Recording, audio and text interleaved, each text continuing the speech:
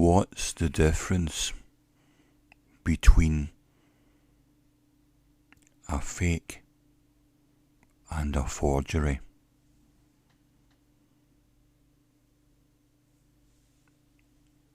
A fake is something which isn't genuine, whereas a forgery is something willful, where somebody has gone about attempting to deceive by creating something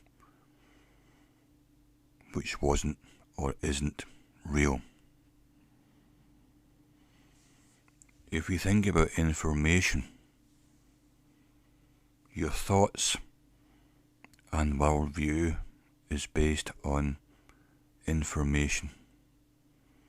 And when you get information, you make up your mind about what the world is about.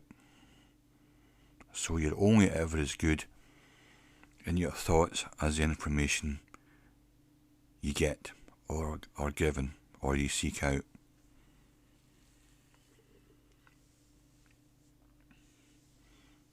There is misinformation, which is, we get actual information which is neutral, something which has no bias. And then we get misinformation, which is ideas that are spread around but they're not true by misunderstanding, but they catch on.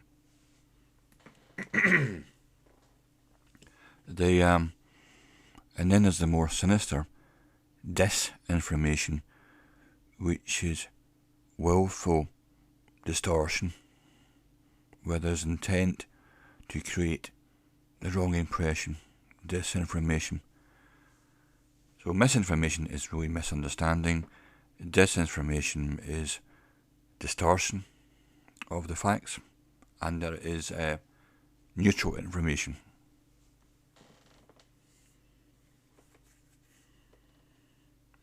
If you're looking for someone who's impartial and doesn't distort anything, your first port of call is the BBC.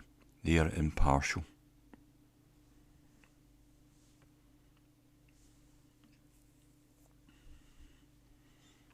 So what I'm going to do is go through some big fakes or forgeries of the last 100 years.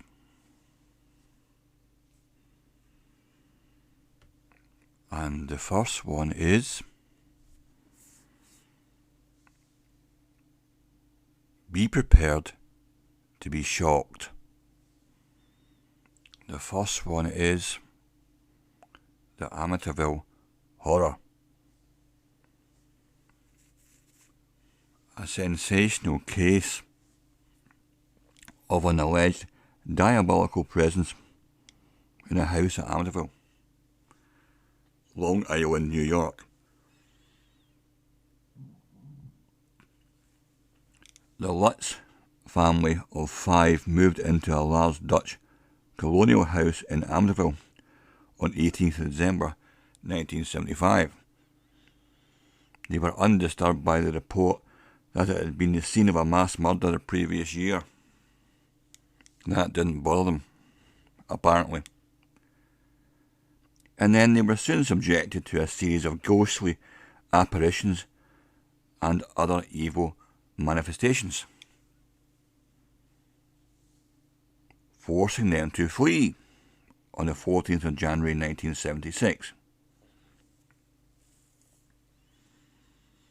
Thereafter, a lurid account of their experiences was published by Jay Anson as The Amityville Horror in 1977,